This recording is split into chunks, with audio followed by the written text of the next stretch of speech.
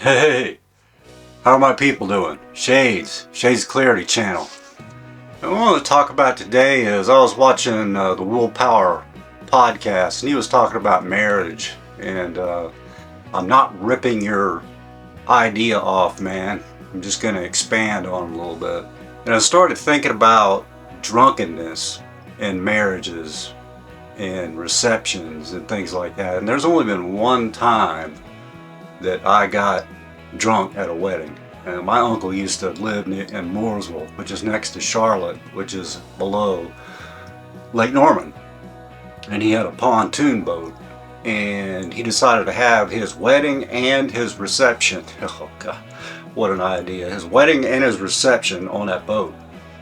So we get all of us get on out there. We get through the wedding, the reception starts, and it's out of control. Mayhem. My uncle used to be in bands growing up, so everybody was singing. We were just howling at the moon.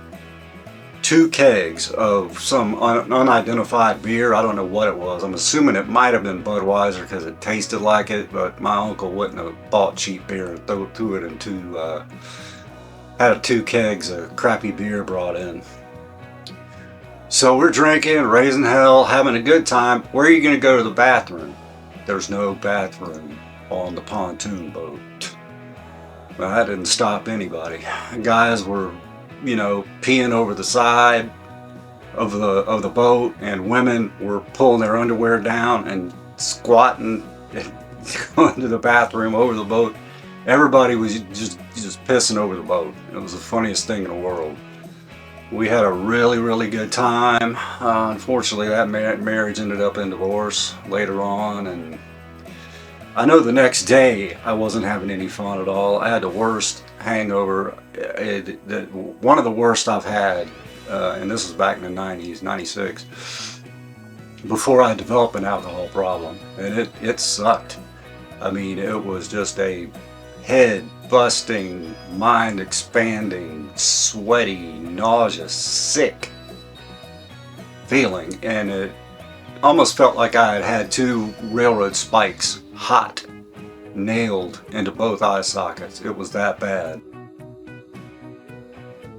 And then I had to look forward to a 6-hour ride home in the back seat of a car, and I'm seeing, the lights light is real sensitive to my eyes, my ears can't take the sound of the car in the back. It was like a SUV.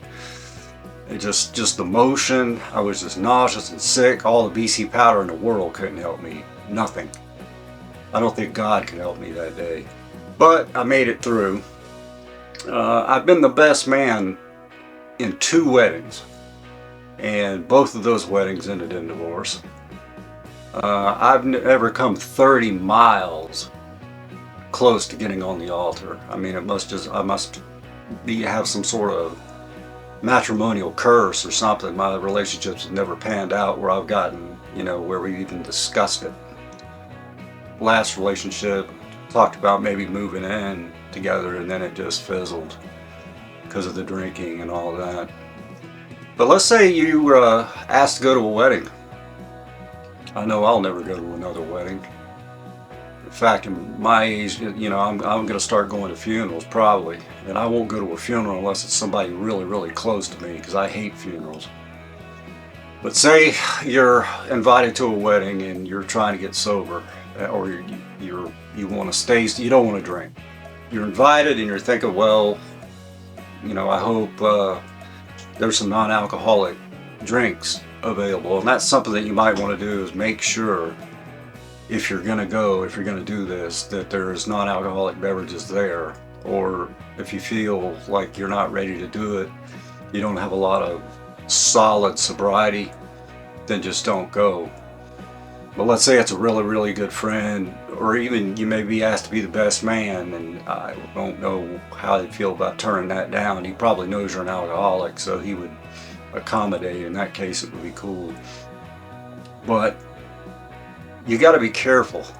It's very easy to get sucked into the festivities and the happiness and the glow and the room and wherever the reception is going down, and it's just not advisable if you're on shaky ground. Just, if you're going to do it, just make sure that they're, and if people pressure you, and this is the thing that pisses me off when people tell me these stories, nobody ever pressures me to do anything, because I won't do it, and they know I'm an alcoholic, and they got enough respect for me not to pull that kind of thing. But if they do start getting obnoxious, drunk, slobbering all over, what the hell is that? If they do get drunk, and start, starting in on you, you're a party pooper, man. Why don't you just have a couple of drinks? You'll be fine. Just a couple of drinks. Yeah, I know you got an alcohol problem. Come on, let's celebrate. What's a couple of drinks hurt? Huh? You know what it's gonna hurt? It's gonna ruin your damn sobriety. So if you start feeling that uncomfortable, you get the hell out of there. Do not pass go. Do not collect $200. Just get out. Apologize later. I'm sure the person will get over it. But it is tough. All of my marriages, I don't ever see myself really getting married, probably. At this stage of the game, I'm just pretty happy, and I'm very selfish, like with my time, and I don't really want the responsibility of another person, and maybe that's just how it is, just permanent bachelorhood. And I'm cool with it, if that happens, I'm more than happy. I'm more concerned about sobriety right now than I am a relationship. But yeah, do take some of these thoughts of mine up here and apply them to your situation if you got something like that coming up. And I want to thank LD for him bringing me on his channel. It was really fun.